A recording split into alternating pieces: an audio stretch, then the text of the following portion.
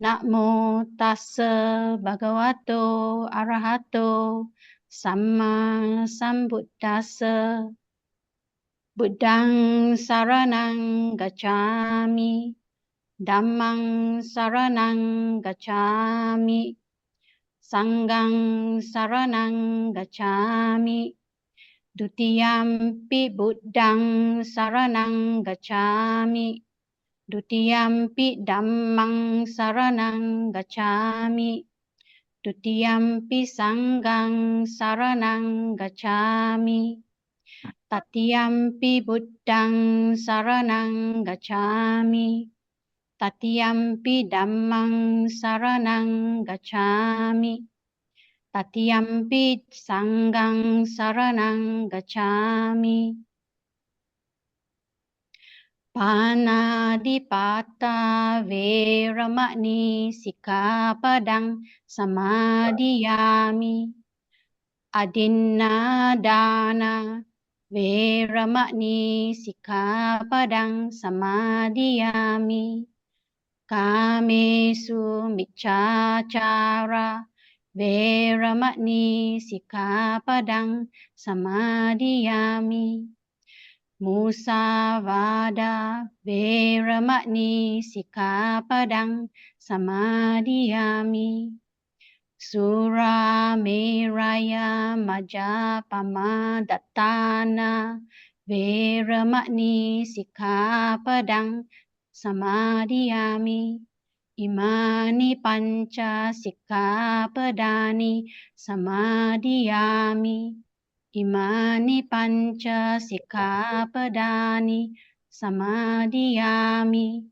Imani panca sikkhapadani samadhiyami. Sadhu, sadhu, sadhu. Okay, so we covered this last week. We are talking about who's Upaka, this ascetic. He missed his chance. He missed his chance to learn from the Buddha directly. So in short, what it tells us that in life, sometimes we have great opportunities we did not realize. The teachings of the Buddha actually is very practical for us to analyze, to know what it teaches us. It's not just a fairy tale or just a storyline. So this ascetic Upaka, pure clean is your complexion. I'm repeating what we have done last week. What ascetic Upaka told the Buddha was, pure and clean is your complexion, on account of whom has your renunciation been made, friend? Who is your teacher? Whose doctrine do you profess? Then the Buddha replied, all I have overcome, all do I know. From all am I detached, all have I renounced. Wholly absorbed am I in the destruction of craving. That means it's an arahantship. Having comprehended all by myself, whom shall I call my teacher? So here again, we reinforce the idea that the Buddha has no teacher, okay? The Buddha found it himself, that's why he's called a Samma Sambuddha. Enlightened fully by his own effort, with no teachers to guide him. So the Buddha says, so no teacher have I, and equal to me there is not. In the world, including gods, there is no rival to me. Nobody can match him, he says. He's not boasting, he's just stating a fact. Indeed, an Arahant am I in this world. An unsurpassed teacher am I. Alone am I, the all-enlightened. Cool and at peace am I, to establish the will of the Dhamma. To the city of Kasi I go. In this blind world, I shall beat the drum of deathlessness. Okay? So now the Buddha told him exactly what the Buddha is. This is what I am. So Upaka was the first ascetic the Buddha met along the way, Of course, the first two are the Myanmar, the Burmese or Myanmaris, you say, the two merchants. So, but this is the ascetic that he asked the Buddha, but he missed his opportunity, like I've said. So what did this is the repeat of last week. Then, friend, do you admit that you are an Arahant? a limitless conqueror, queried Upaka. Like me are conquerors who have attained to the destruction of defilement. All the evil conditions I have conquered. Hence, Upaka, I am called a conqueror, replied the Buddha. Then Upaka told him, it may be so, my friend, he curtly remarked, and nodding his head, turning into a byroad and departed. So this Upaka fellow did not believe what the Buddha is saying. He shook his head, curtly remarked, it may be so, my friend, he curtly remarked, and nodding his head, turned into the byroad and departed. Unperturbed by the first rebuff, the Buddha journeyed from place to place and arrived in due course at the deer park in Benares. Okay, so here what we learn is, remember, this story, like I've said, all tell us about ourselves. So Upaka, like us, we also may not be aware of the great opportunities we have in our life. Remember, don't say that, I'm not so fortunate. People got chance to win lottery. People got chance to become millionaire. Maybe we had that opportunity also, we did not realize lah. Okay, maybe we had opportunity to understand the Dhamma in our previous life also, we did not realize lah. So here it says that we ourselves sometimes don't realize the opportunities that have come to us. Remember, so don't blame our bad luck or whatever it is. Just that we did not realize. Like Upaka, see, he had a wonderful chance, to learn from the Buddha himself.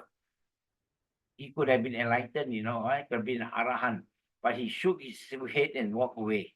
Okay, and again, another lesson we learn here: unperturbed by the first rebuff. You see, the Buddha is not disturbed by all this first rejection. Sometimes in our life, when we are rejected the first time, we feel very discouraged, baru mau start, orang sudah kata tak mau percaya sama kita. Macam mana? So we lose confidence, but the Buddha is not like that. So the Buddha is not shaken by his first rebuff. Okay, for him, it is all okay. You accept my teaching, I'm fine. You don't accept my teaching, I'm fine. So that is the meaning of the Buddha. He has no more ego. Right? He's an arahant. That's why they say he's an arahant also, because he has no more ego. Okay, he has overcome the greed, hatred, and delusion. So he has no more greed, no more hatred, no more delusion. So he has no more ego. So when he was rejected, okay, then he continued journey lah. He continued journey looking. Of course, he's targeting Benares to look for the deer park, where he heard that his 5 former friends were there practicing on their own. Okay, his 5 former friends who deserted him. Remember, they deserted him when he took a bit of milk rice, and they thought, ini orang sudah give up lah, no point lah, this fella, so they abandoned him. Okay, that again will tell us lah, don't simply jump to conclusion lah. In life, sometimes our friends do make small mistakes and things like that. Don't abandon him lah. That's why we have to learn from this lesson.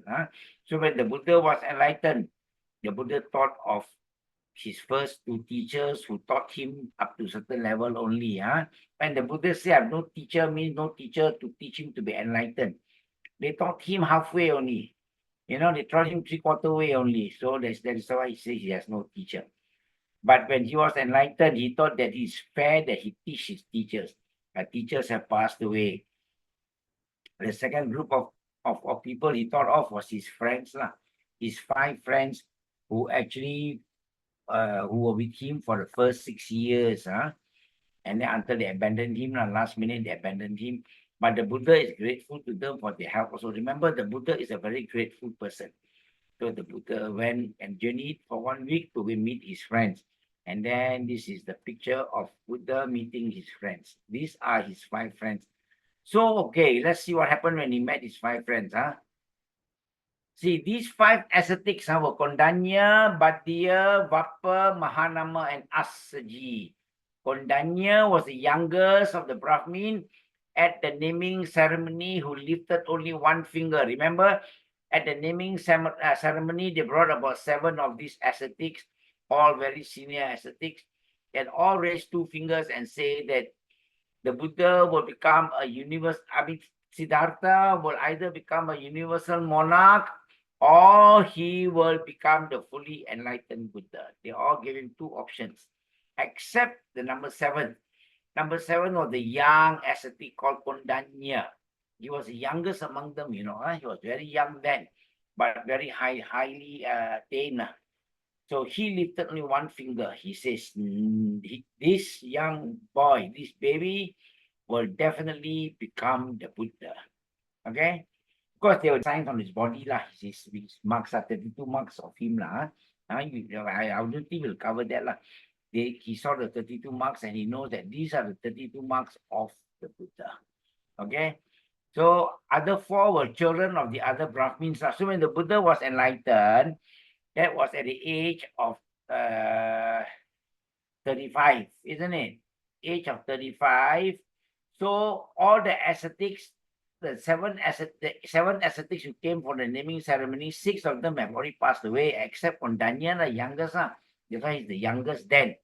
But in this group, he's the oldest. In this group, you look at the picture, he's the oldest.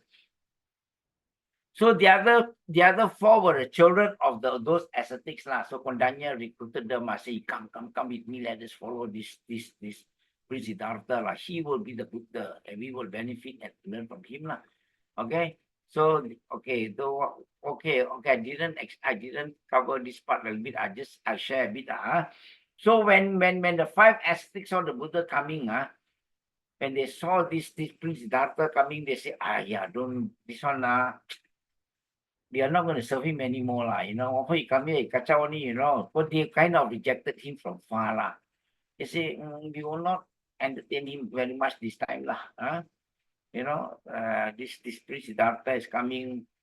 So, but as the Buddha approached them closer, then they saw that the figure of the Buddha looks so different.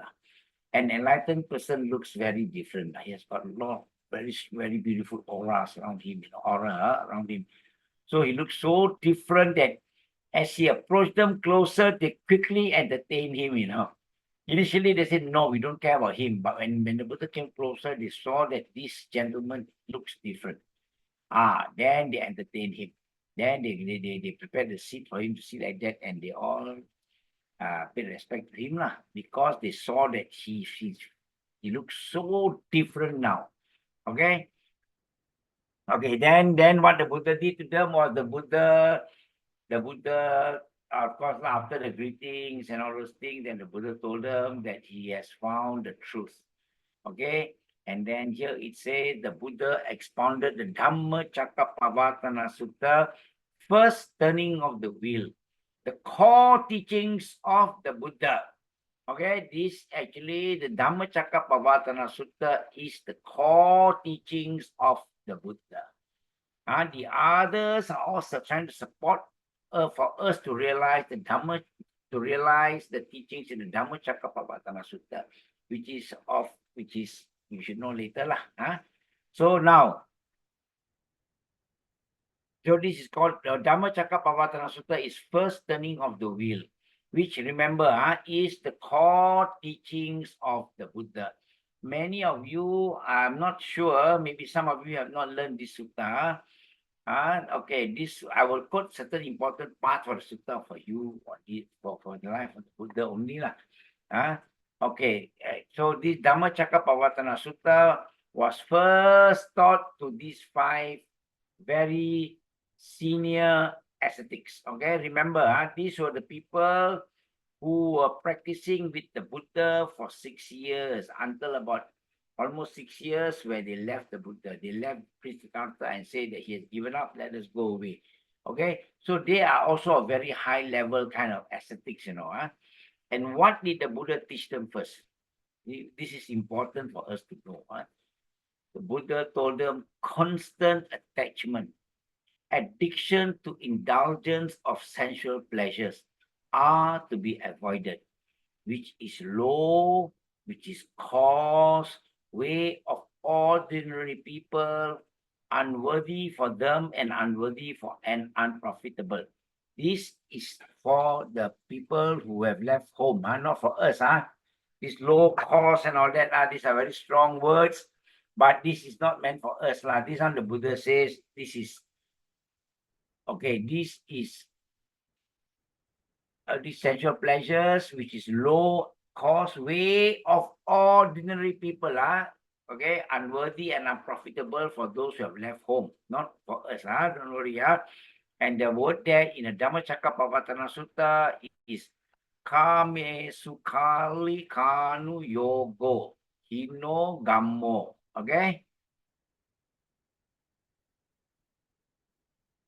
Okay, so the Buddha told them that the first thing you do, you must give up this addiction to sensual pleasures. Correct? You have given up anyway, so you must maintain that life. Okay? Number one, because if you think of these sensual pleasures, which is not for us, we are people who have renounced, so this is not for us. Okay, so the Buddha says you must not be constantly attached. Once you leave, you must be constantly detach yourself from all these kind of attachments, in short, And the second lesson the Buddha taught them of addiction to self-mortification, which is painful, unworthy, and unprofitable. Atta kila matanu yogo, okay, which is to go, which is actually painful.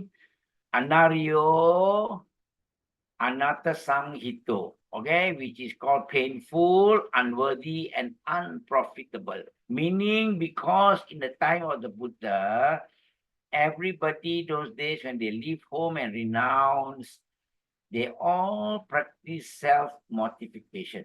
They all torture their body. They torture their body because they think that the body is the cause for all unwholesome activities. They blame the body to be the cause of all those unwholesome activities. So those days, all the ascetics who go to the forest, they practice stringent self-mortification. They torture their body. They don't want to eat. They sleep on bed of nails. They don't sleep lying down. They sleep also standing up. They torture themselves, Huh? Yeah, so these are the things that they do last time. I give you some examples again. You see, they will sleep on maybe those bed of nails, and they don't sleep lying down also. If not, that means they will not sleep lying down. They will sleep standing up. They take about 2 grains of rice a day only, and then they do all kind of penance to this body because this body is dirty, they say. This body is the cause of all their sins, all their unwholesome activities. So that's why those days, so when we talk about self-mortification, remember, these are the practices that the Buddha says are useless, okay? So the Buddha says, Atta kila matanu yogo. That means self-mortification is painful, okay, is unworthy, and anatta sanghito, and also unprofitable. Why you want to do this? So these were the first 2 lessons that the Buddha taught them. Okay? And then the Buddha says again, avoid these 2 extremes. Practice the middle way, realized by the Buddha. The Buddha says, I realize the middle way. Okay, which is called Majjhima Patipada Tathagatena Abhisambuddha. Okay, so the Buddha says, you please practice the middle way. These extremes are of no use. Okay, here what do we learn from here? Okay, what I have understood from here is I realize that sometimes we make mistakes, When we talk to people about Buddhism, we simply tell them 4 noble truths first, Eightfold path first, We think these are simple and basic. See, even the Buddha, when he spoke to these 5 friends of his, who are advanced practitioners, don't forget, but the Buddha never told them the 4 noble truths first, correct? Buddha knew that the 4 noble truths is not easy to understand. not easy to realize, not easy to practice. The Buddha knows. That's why the Buddha don't want to frighten people with Four Noble Truths first. Truth of suffering. Finding people panic. Apa itu Buddhism all about suffering only, But that is the truth. That is the truth. The Buddha left home to find a solution to overcome suffering. But the Buddha didn't put that first because you frighten people. So the Buddha tell them, you avoid your addiction to sensual pleasures. So we tell our friends also, what is Buddhism all about? About the middle way. Don't believe in the extremes. That's why the Buddha taught them. Avoid the two extremes. One is called attachment or indulgence to sensual pleasures. The other one is called addiction to self-mortification. So people ask what's Buddhism, tell them this lah. Avoid extreme. Follow the middle way. The Buddha's way is always the middle way. Don't be an extremist lah. So what does it mean? Don't always say only way. Ours is the only way. Ours is the only way. The first lesson the Buddha taught is what? Middle way. Why we say ours only way, only way? So we must always come one way lah. Say better lah. One way is like that lah. Don't say only way lah, because then there is extreme one, isn't it? Ours only, ours is the best, only way. That's extreme lah. So I will view it that way lah, that the Buddha teaches us not to be an extremist. Just go in the middle way. Our way is like that. We practice the way that is suitable for us. Maybe your way is like that. Practice the way that is suitable for you. Maybe we go up to the same place. We meet up one day, same place. Correct? That is the idea of middle way. Okay? So the Buddha taught them the middle way. That was the first lesson the Buddha taught them. Not the Four Noble Truths. We like to start with the Four Noble Truths, thinking the Four Noble Truths is basic. Four Noble Truths is not basic. Four Noble Truths is the core teachings of the Buddha. The idea is the Buddha's idea. He left home. It was to overcome suffering. Okay, and that was his idea. Okay, so we go to the next slide. See what I have for you. Then the Buddha. After the Buddha had told them all this, they almost settled down. Okay, we know we don't be extremists. Then only the Buddha taught them the Four Noble Truths. Okay. And it is called Chattari. For Arya is noble and Satchani. Okay, truth, Satcha, truth. So it's called Chattari Arya Satchani. We stopped this last week. We stopped at here last week. So I have actually given you a bit of a revision from what we covered last week, a little bit for the benefit of those of you who were not with us last week. Okay, then now we start. So what is the Four Noble Truths? The Four Noble Truths, the Buddha says, is Dukkha Arya Satchang. Dukkha is, okay, our case, we prefer to use the word suffering. Some people use the word unsatisfactoriness. Some people may want to use the word frustration. Some people will say, macam-macam lah, go ahead. But remember, don't argue with them that dukkha means suffering. Some people prefer to use other ways lah. Okay, never mind. But tell them the Buddha used the word dukkha. The word is dukkha. Dukkha encompasses all these frustration, suffering, unsatisfactoriness, macam-macam. At certain condition, at certain scenario, yes, it is unsatisfactoriness. At certain point, it is also frustration. At a certain point, it's also suffering. Okay, so dukkha encompasses all this English interpretation. There is no direct English word for dukkha. Okay, so then the Buddha told them, now let me teach you the Four Noble Truths. Okay, which is number one is called the Dukkha Arya Satchang, Noble Truth of Suffering. And the second thing the Buddha says is you must understand first, the Buddha left home to find solution to overcome this suffering. There is suffering in the world. You like it or not, there is suffering. Okay, then we will define suffering later. The Buddha defined for us suffering, okay? Then the Buddha says, dukkha samudayang arya satchang. The Buddha says the noble truth of the cause of suffering. What is the cause of suffering? Okay, the Buddha is not a negative doctor. The Buddha is not pessimistic. The Buddha diagnoses you and the Buddha gives you the solution, okay? And the Buddha says that the noble truth of the cause of suffering. Dukkha samudayang arya satchang. Okay, dukkha samudayang, cause of dukkha. Okay. Okay, then the Buddha says, dukkha nirodhang arya satchang, the noble truth of the cessation of suffering. If you can remember this Pali term, that's why I conduct this Pali chanting so that we can, whenever you have a chance to give a talk or to share, you can pronounce the word correctly for people and try to remember this Pali term so that it is very clear. There is no double interpretation. Dukkha arya satchang, dukkha samudayang arya satchang.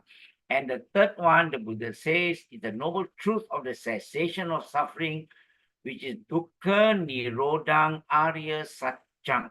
Okay, very clear. Okay, then the Buddha gives you, yes, you are sick, there is suffering in your life. The Buddha tells you the cause of suffering, and the Buddha shows you the place that ends that suffering. And number 4, the Buddha teaches you how to end this suffering that we are all going through. And that is called dukkha nirodhang gamini patipada. Okay? Dukkha nirodhang gamini patipada. Okay? Actually, dukkha nirodha is good enough lah. Gamini patipada is the middle way, you know. Why did I mix that up? I don't understand. Okay, never mind. We actually I put it in, we go that way lah. Dukkha nirodha also can lah. Dukkha nirodha arya satchang lah. Yes, not gamini patipada lah. Third one is the cessation of suffering, the dukkha nirodhang arya satchang, correct. So the fourth one is called dukkha nirodhang gamini patipada majjhima, gamini patipada, okay? Okay, this way. So which means that the path leading to the cessation of suffering, which is majjhima patipada, the middle way, okay? So you want to say the fourth one, dukkha nirodhang, can already, okay? Oh, no, this one is gamini. Oh, okay. I'm confused with myself. I shouldn't use this term, I think. Okay, this term has confused me 2 times. Okay.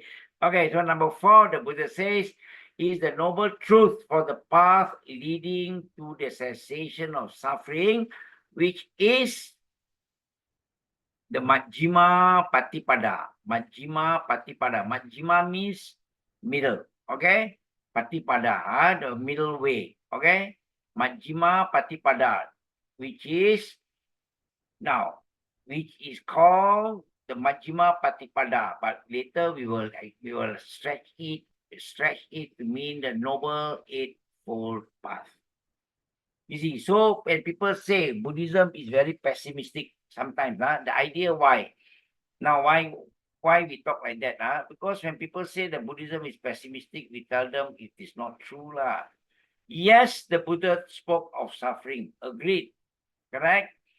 Who can deny that we all have got some dissatisfaction with us, some frustration with us, some suffering with us? Okay? That is the truth. Correct? But the Buddha didn't run away and tell you are sick and the Buddha ran away. No.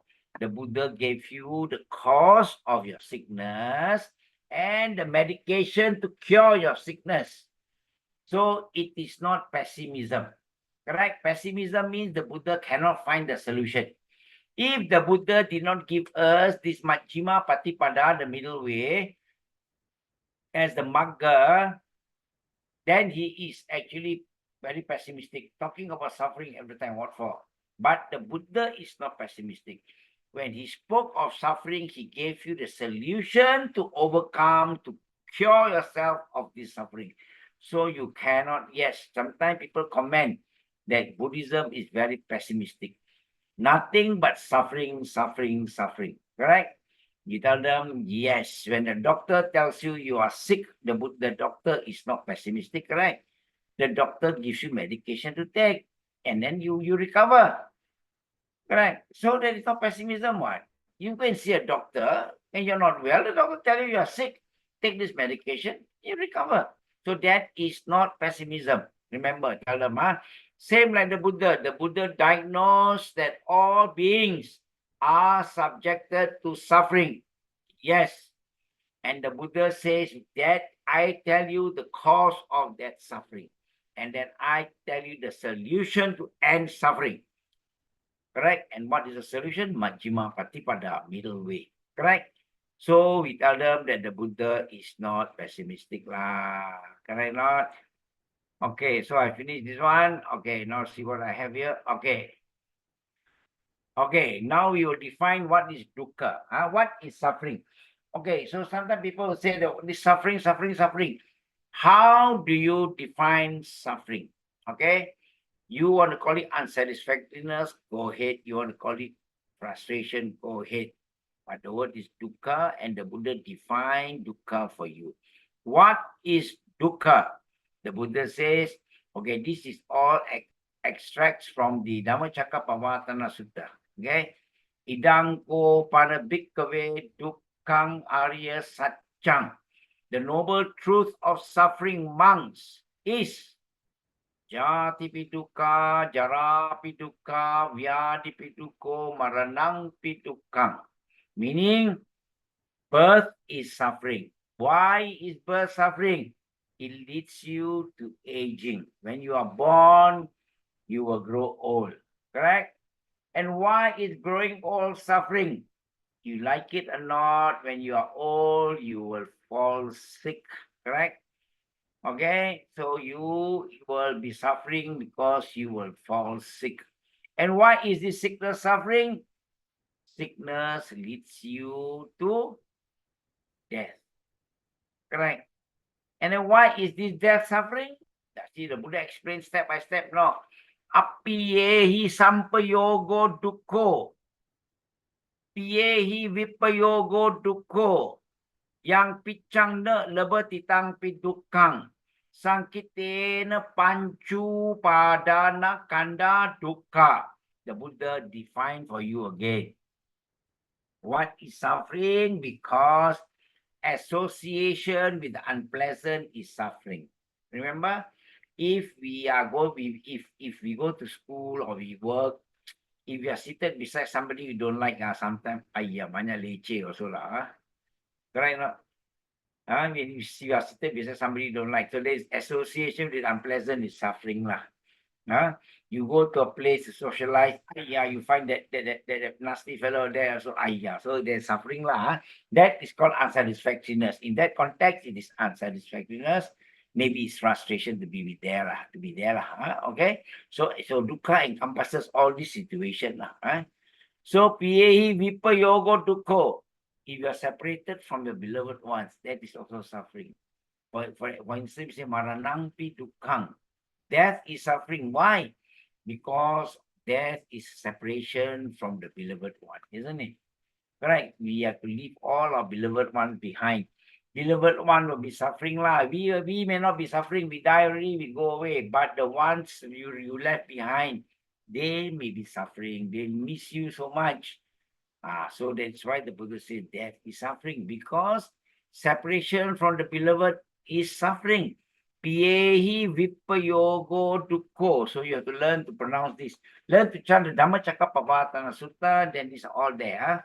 These are extracts from there. I took, okay? So separation from the beloved one is suffering. Then the Buddha continued, this is the definition of suffering. The definition of suffering. Yang pichang na lebatitang pidukkang. Not to obtain what one's desires is suffering, isn't it? What we want, we don't get is suffering. Correct? We want our children to be the top boy in school, never get, frustration also, correct? We want our children to get scholarship, never get, why neighbor get? You see? So the Buddha says not to obtain what one desire is also suffering. I gave you simple examples, but you can understand this lah. Correct. You will contemplate more lah. This sort of suffering, not to obtain what one desires.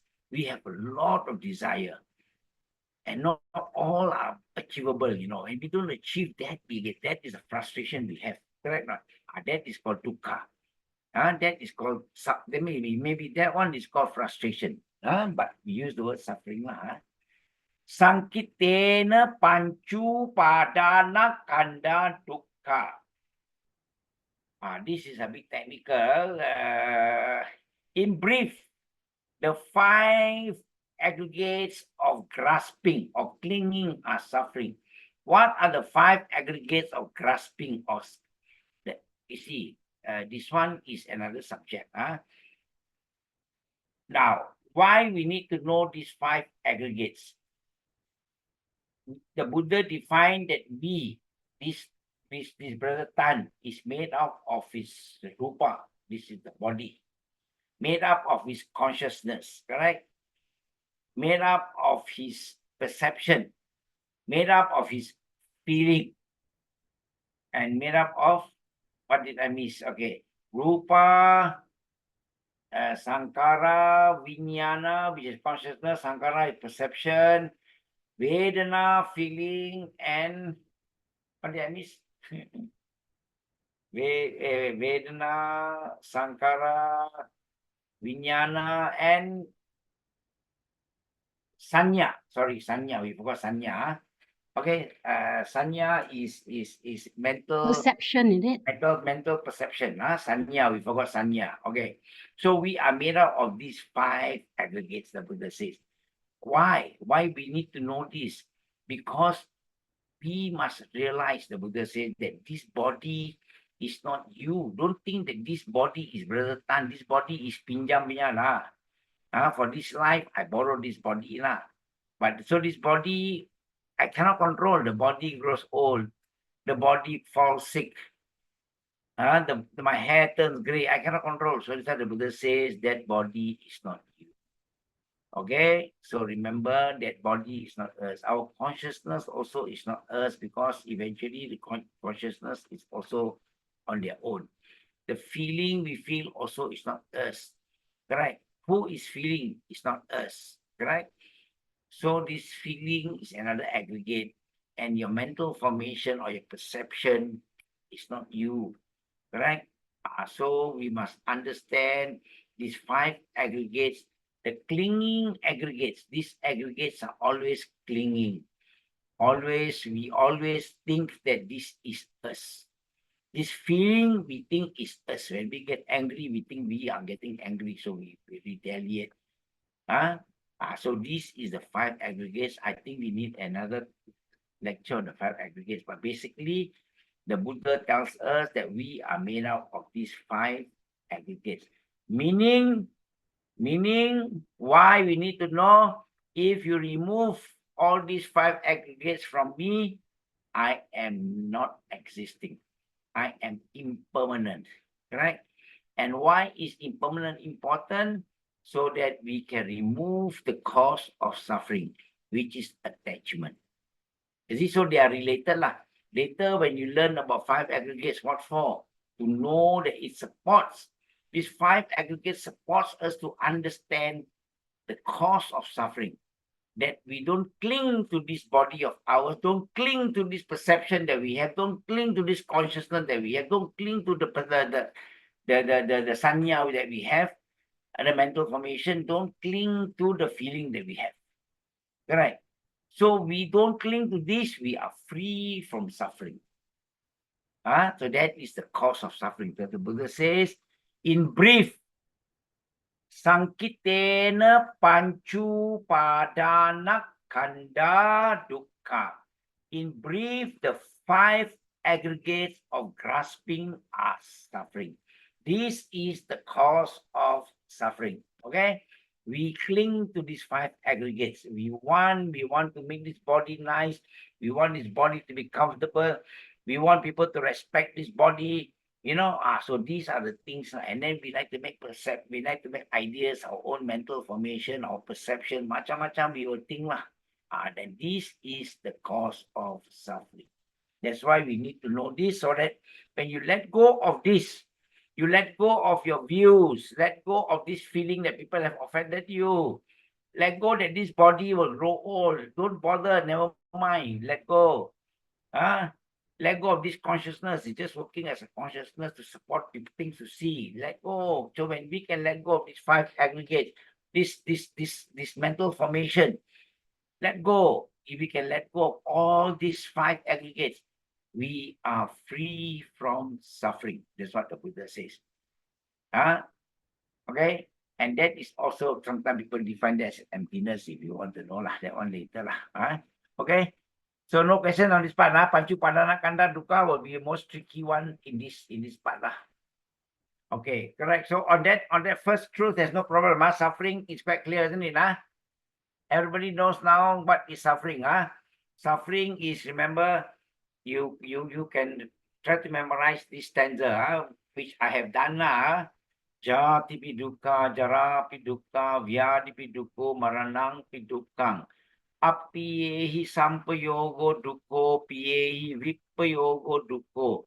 Yang piccang ne lebatitang pi dukkang. Sankitena pancu padana kanda dukkha. So easy to remember. If you can recite this is like poetry, is it? Jati pi dukkha, jara pi dukkha, vyadi pi dukkho, maranang pi dukkang. Apiyehi sampayogo dukkho, piyehi vipayogo dukkho. Yang piccang ne lebatitang pi dukkang, sankitena pancu padana kanda dukkha. So that is the definition of suffering. No question, we'll continue with the second truth. Okay, then the Buddha says, what is the origin of suffering? You see, the Buddha is a very good doctor. He gives you all the details. He doesn't run away. He doesn't tell you you are sick, run away. No, he's not pessimistic. He explains to you now. What is the cause of suffering? The Buddha says, Idang ko pana bhikkhave dukkha samudayang arya satchang. Now, bhikkhu, is the noble truth of the origin of suffering. The Buddha says, Yayang tangha pono bhavika nandiraga sahagata tatra vinandini say vinandini sayati dang. Okay, then the Buddha means that it is this craving that leads to the renewal of existence, accompanied by delight and lust, seeking here and there. That is. So what? So the Buddha says that now bhikkhu is the noble truth of the origin of suffering, is this craving that leads to renewed existence, accompanied by delight and lust, seeking delight here and there. That is. What is this? What is this origin of suffering? What is this? The Buddha says these, the three items are the origin of suffering. Okay, remember this part. Kama tangha, bhava tangha, vibhava tangha. Craving for sensual pleasures is the cause of suffering. Craving for existence is also a cause of suffering. Craving for non-existence or extermination is also a cause of suffering. Now, why? Craving for sensual pleasure. What do you mean? We want more and more comfort, more and more riches, more and more everything we want. Always thinking that these sensual pleasures are permanent. If we realize that these sensual pleasures are only temporary, for a while only, you go to see a film show for 2 hours, you are very entertained. Wow, bam, boom, bam, boom, bam, boom. Wow, the plot, very nice. It's only temporary, only for 1.5 hours to 2 hours, finish. Correct? So that is called craving for more and more pleasures. And you cannot be continuing your whole life watching shows only, correct? So that is why craving for sensual pleasure. So must remember to what? We must restrain our sense organ. Correct? This is very important. Why is craving for sensual pleasure? Then the Buddha teaches us that these sensual pleasures, you must restrain your sense organ. Jangan apa kita cuma tengok kita mau. Betul. Semua tayau, kan tahu lah, semua tayau. Tak boleh itu macam. Everything that we see, we feel, we want. We hear nice music, we also want. Everything we see, we feel, we want. So that is the purpose of us controlling our sense pleasure. Restraining of sense pleasure. Okay? So that is the meaning of karma tangka. We must learn to restrain our sense pleasure. Not restrict, not say the commandment, no, but we just restrain. In Buddhism, it's always about restraining our sense pleasures, restraining our sense organs. Okay? Then the Buddha says the next cause of the next suffering, origin of suffering is bhava tangha, craving for existence, meaning we always crave to upgrade ourselves, crave to go here, crave to become a manager, crave to become a general manager, crave to become a director, crave to become a tauke, crave to become the prime minister, crave to become macam-macam lah. So this is all craving for existence.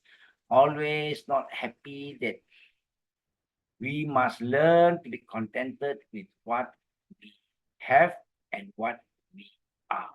Okay? Because this happiness doesn't come from the position that we are craving. We always think that once we become a manager, means don't worry, my life is going to be very happy. No, it is maybe when you're promoted, the first 3 months you're happy, but after that, it's the same old thing, correct? So craving for existence, always craving for something more, always craving for something higher, always craving. This is the cause of suffering. When we don't get what we crave, when somebody else get that promotion, then we become very frustrated. That is the cause of suffering, because we are craving for that, right? So we must not crave. Yes, we can have ambition. There's a difference between craving and an ambition, correct? Now, we have ambition, yes. We all want to have a comfortable life. We work very hard to become doctors, engineers, accountants, or tauke, or what we do. We work very hard. We aim for those things. We must be just perfect. Now, when we say that craving is dangerous, because when you crave for it and you don't get, that is a problem. But we have an ambition, yes. We have ambition for our children to become doctors, but there are so limited place in the university. So our child may have no interest in medicine also. He wants to be an engineer. We should be happy for him. But no, we want to crave for that position. Doctor, my child must be a doctor. That is going to be that is part of suffering, the Buddha says now, because you are craving for existence. Okay? And then craving for non-existence, vibhava tangha. Craving for non-existence or craving for extermination. When people are suffering so much, sometimes they feel like taking their life, They think that taking their life will end all their misery. Sometimes you see people owe along so much, they commit suicide. They cannot pay the along. So they have to commit suicide, right? So they think that craving for extermination, that means once you die, means boleh lo. Not true, So once you take your own life, your next life is going to be even more suffering, correct?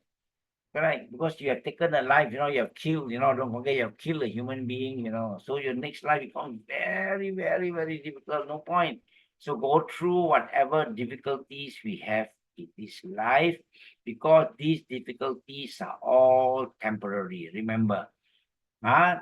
These difficulties, this tangha that we want, this craving, we always think this is going to be my permanent happiness. If I get that big car, wow, I'm going to be driving in comfort, and we think that is permanent happiness, we are wrong again, correct?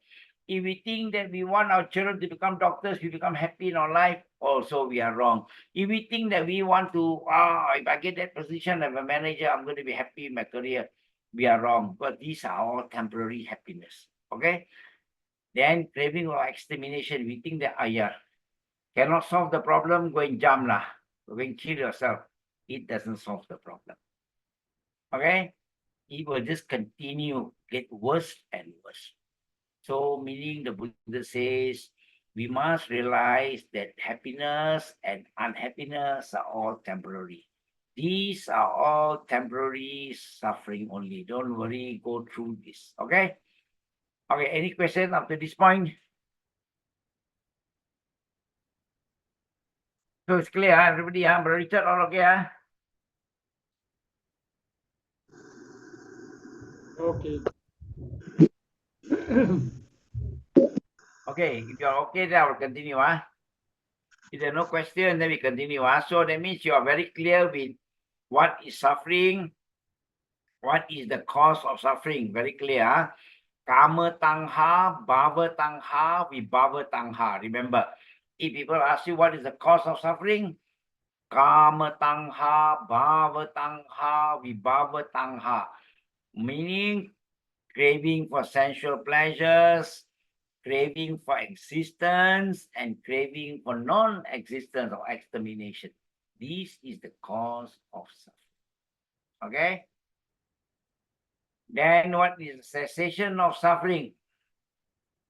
Okay, then the Buddha says the third cause is the cessation of suffering. What is the cessation of suffering? Idangko panabhikkave dukkha nirodang arya satchang. Now this bhikkhu is the noble truth of the cessation of suffering.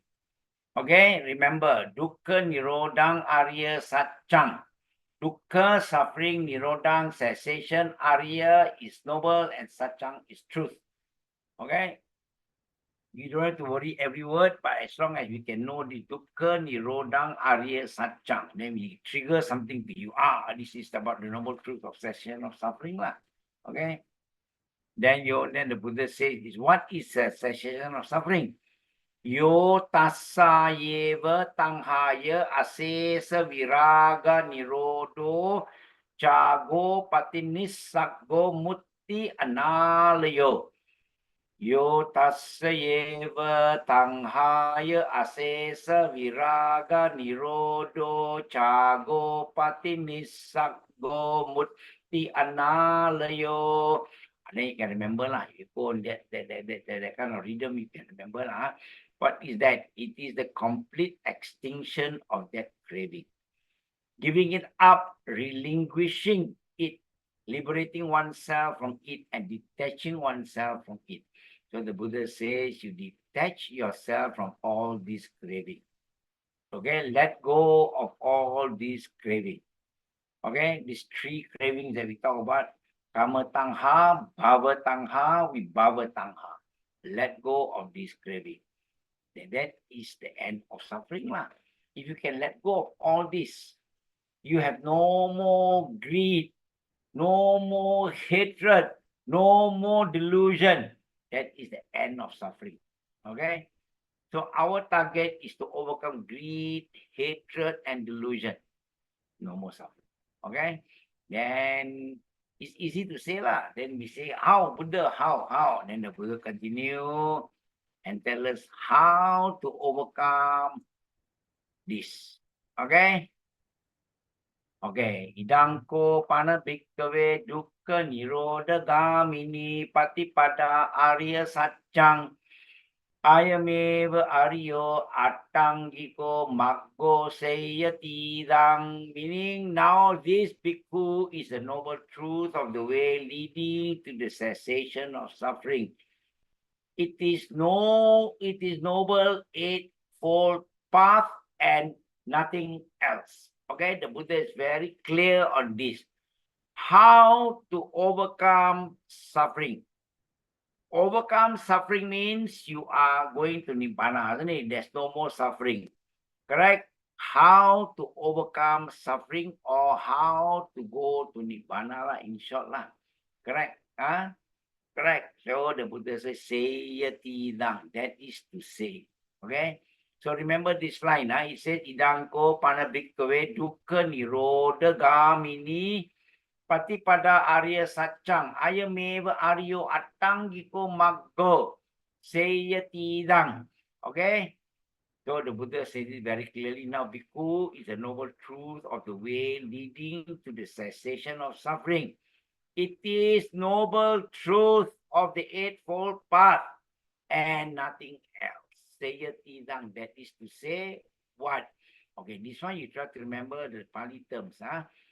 Samma ditti, samma sankappo, samma vaca, samma kammanto, samma ajivo, samma vayamo, samma sati, samma samadhi. Okay? So now the Buddha tells us the way to end suffering. The Buddha is teaching us the way to end suffering. Okay?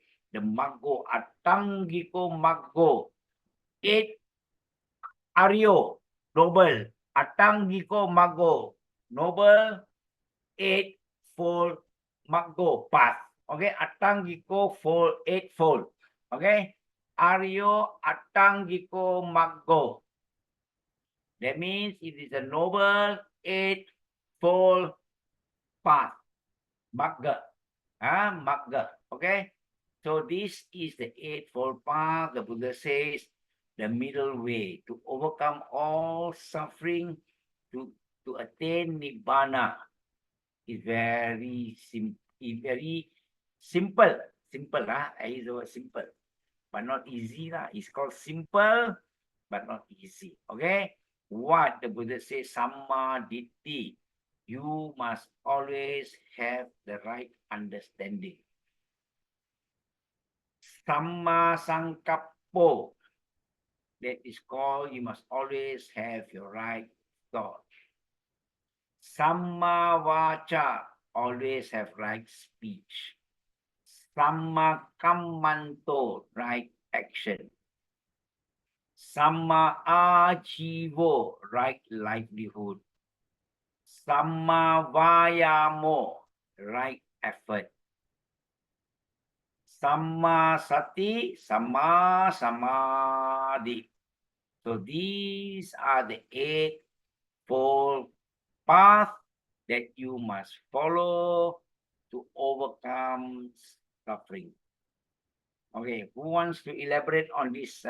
Anybody wants to elaborate on this? Maybe let us have some of you all to contribute. How do you elaborate on this? Brother Tan, Yep. the Samadhi is also like right view, isn't it? Start with right view. Yes. Yep. Okay, these are the English words that people use differently. Okay, I put for right view for you also.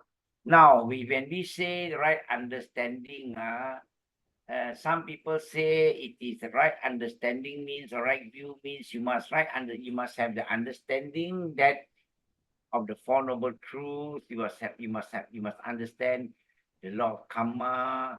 You must understand dependent origination, like that lah.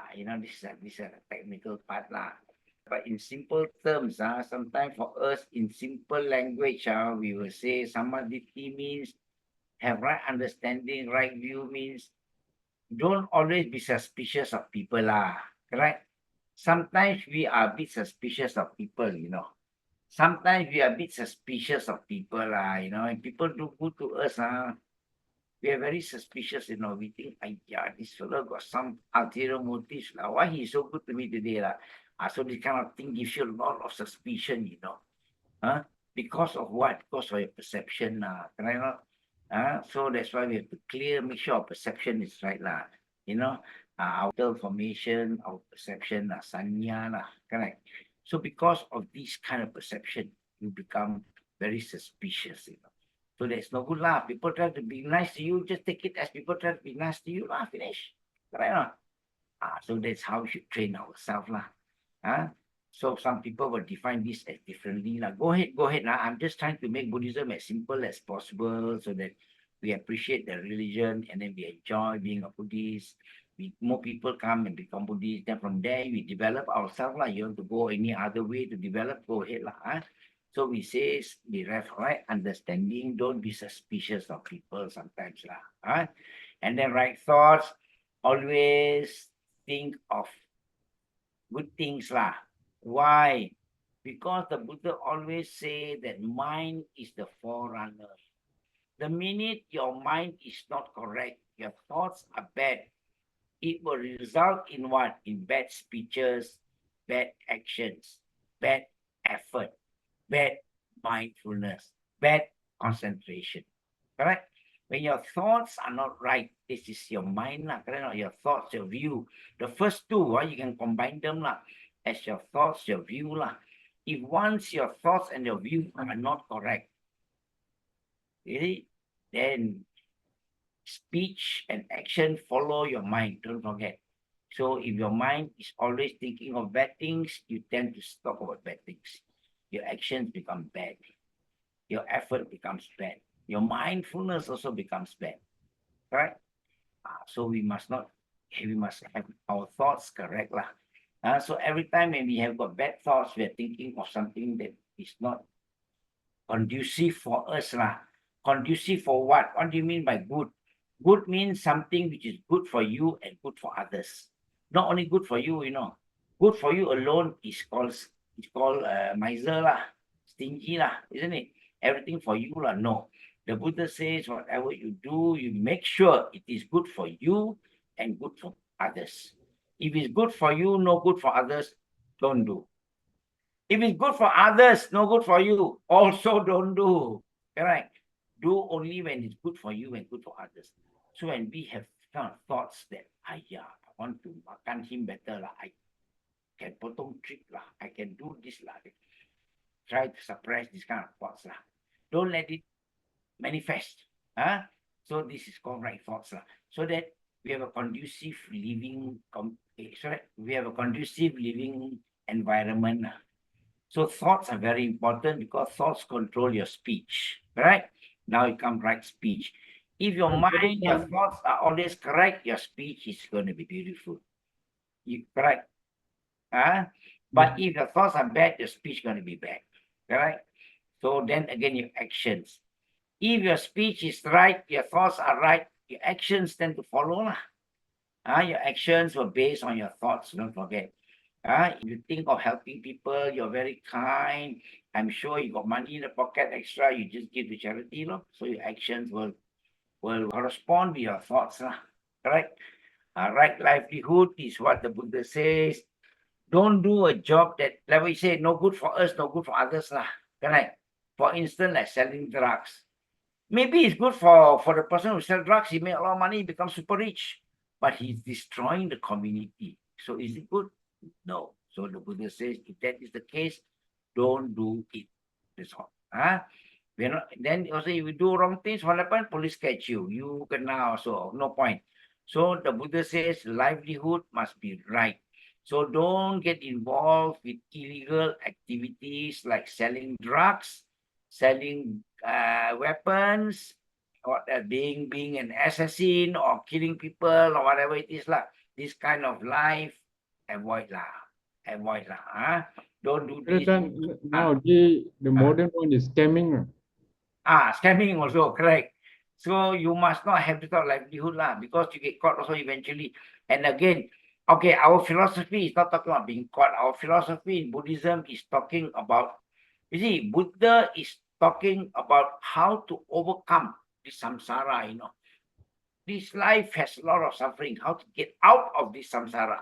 So your livelihood very important. And the Buddha's guide is do what is good for you and good for others. If you are a teacher, I think that's among the best you're good for you, you get an income, you're educating people. That's very good. If you're a doctor, also good for you you earn money, you help people, save their lives. You see, so certain livelihood is very good But if you are a drug pusher, definitely it's no good If you are a scammer, also like you say, it's no good So make sure that our livelihood is proper And then effort.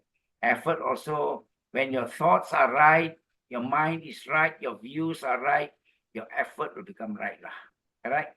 If your views of things are wrong, for instance, if you think that conquering people's land makes you almighty, gives you full happiness, long-term happiness, permanent happiness.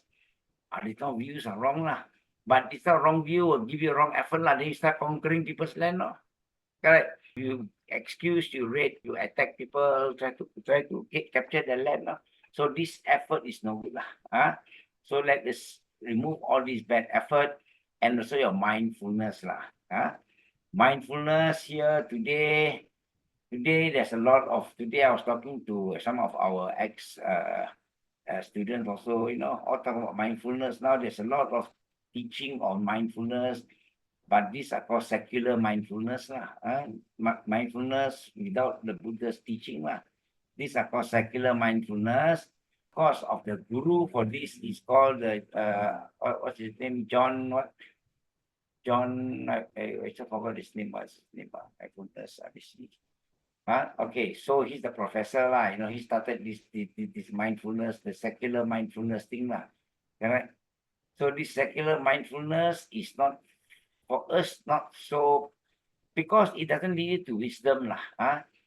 The problem with this secular mindfulness is they teach you how to also, company employs these people, correct? And they motivate you all, they are great motivators, they'll motivate you to work and sell your life to the company lah, and then when you're all stressed up, they send you back for the mindfulness therapy again. So this kind of mindfulness we say is not very good lah. But of course, this is the in thing now in the West lah. A lot of secular mindfulness, they call it lah.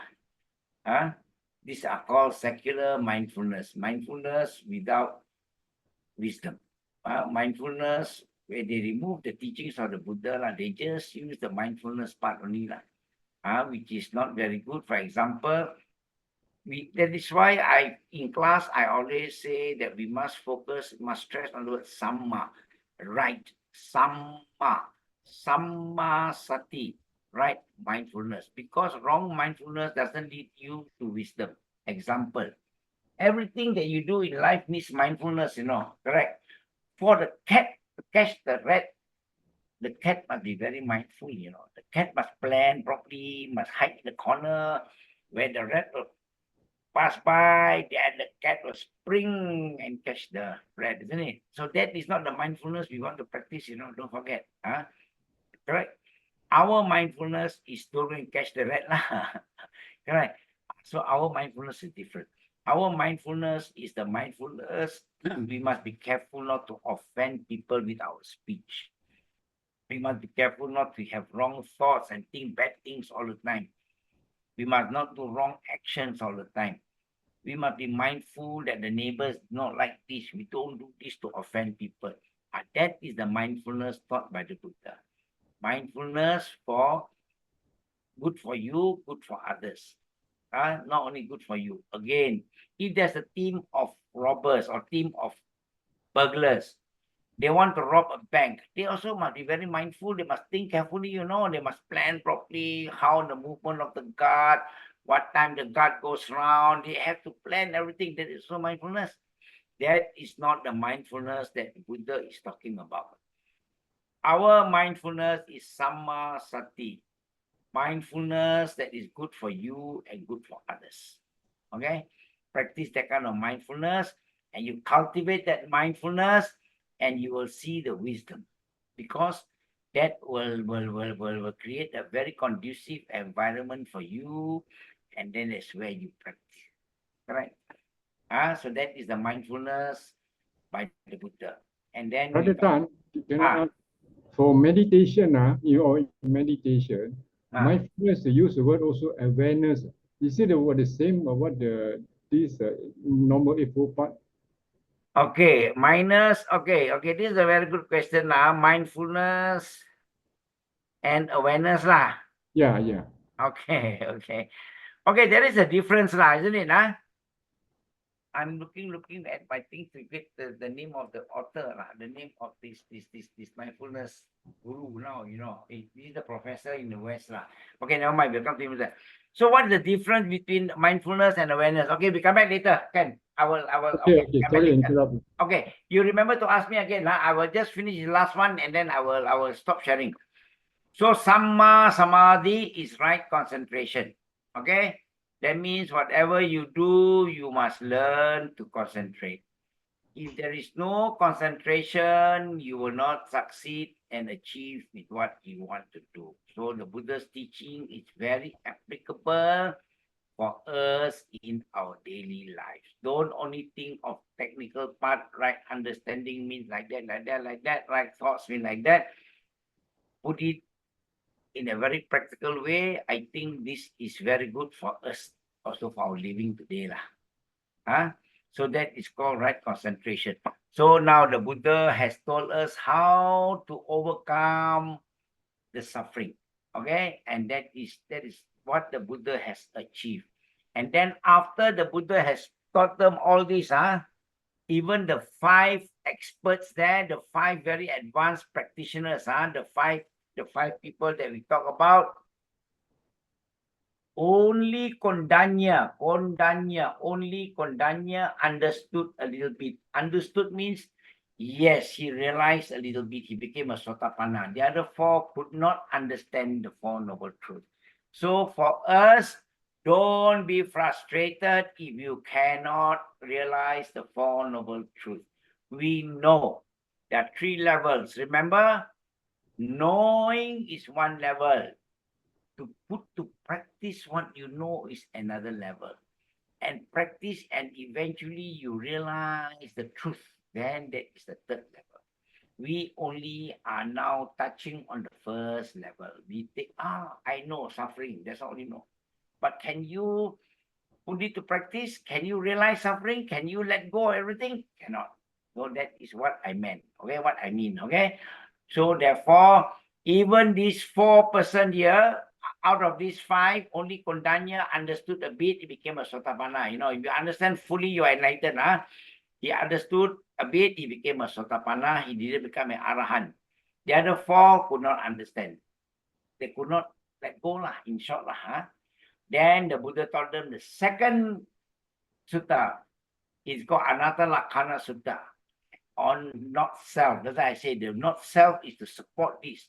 Then when they realize that this body is made out of the 5 aggregates and this is not self, the Buddha asked them, is feeling you? They said, no, Buddha, no. Is a consciousness you? No. Is this body yours? No. Then when they answered this, is a perception you? No. Is sanya you? No. Then they realize, all these 5 aggregates are not me. Correct. Then they realize that no need to be attached anymore. There's nothing that is permanent in this world. Then only they realize the 4 Noble Truths in full. When they realize impermanence, then they accepted the 4 Noble Truths, and then all of them became Arahant after the 2nd sutta. After the 2nd discourse called Anatta Lakkhana Sutta, they all became. So don't worry so much. We also cannot really realize the 4 Noble Truths, but we are practicing every day. We recite our Panchasila as a practice. We discuss like that. It's a practice. Okay. Okay. So I will stop share first, and then okay. So now, what was the question again, brother? Brother, you are asking your mindfulness and awareness lah. Yeah. Okay. There is a difference actually. Although it is almost similar lah. What is mindfulness and what is awareness?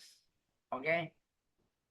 Now, if I talk to you now, correct, and my hand all move lah, bukan? I talk also, if I'm on stage, you see saya macam magician, macam lah, tangan semua bergerak lah, atau that means, what is that? You are aware of my hands, or you're aware of my hands up and down lah. Okay, brother, you look at the screen now. You're aware that you are, sorry, you are aware not that I am now conducting the class lah, betul? Okay, so that's awareness lah. Okay, you are aware that I am now talking. You are aware that I'm now conducting the class. That is called awareness lah. And what is mindfulness? Mindfulness means you all are keeping quiet, no, listening, no. Correct. So that is mindfulness lah. When you are focusing on what I talk, you are not making noise because you are mindful. If you make noise, it's unfair to the other candidates who wants to listen to me. So that is called mindfulness lah. Awareness is you are aware that teaching is ongoing. Now, when you're aware, what happened? You are mindful and you don't make noise lah. So others will benefit lah. So that is the difference lah. Am I clear with it? I Yeah. can try again to explain. Because in meditation, they emphasize you must have good mindfulness. Yes. And, Yeah. to calm down the mind. Yes. Okay, of course, you have to be aware. You have to be mindful so that you can focus on your mind's spiritual development lah. But you must be aware that you are meditating lah. Correct. You must first be aware that you are here to meditate. That is the awareness lah. You must be aware of the surrounding. So vipassana sometimes is about awareness lah. They open their eyes and see what's happening, but they don't move lah. So there's awareness lah. Awareness means to see, to know. Mindfulness is to respect the situation and to cultivate lah. Like okay. I will say like, you know that I am now talking, I am now conducting a class. That is called awareness lah. You are aware that class is ongoing. Correct? Now, when you go for meditation, you must be aware that you are now in the meditation class lah. Correct? Then your mindfulness. Then when you cultivate your mindfulness lah. You make sure that your mind becomes peaceful lah. Right? So that is cultivation of your mind. That is different lah. So that maybe is called mindfulness lah. You be mindful that you are sitting here. That's awareness. You must be aware you are sitting. Then your mind will try to come down. So it's awareness, then it's mindfulness lah. When you're aware, then you become mindful lah. If you're not aware, you won't be mindful. So I think awareness comes first before the mindfulness will take place lah. And that is how I will explain now. Please ask your instructor again now. What will they mean by that lah? Okay. That is my way of understanding or my way of explaining that when you go, you must be aware that you are going for meditation. Why? You want to cultivate your mind, and then you must be mindful that when you're cultivating your mind, you must all remain quiet. Because if somebody starts making noise, you cannot develop, you cannot cultivate. So you must be mindful. First, you are aware that we are in this. You go to the place, and all are seated there. We are all keeping quiet, cross-legged, arms all on the lap. We are aware that we are all in position for meditation. Then you become mindful. You don't make noise. Correct? Then you start cultivating. You cultivate your mindfulness. That's how I will explain now. Okay, so I think it is quite clear.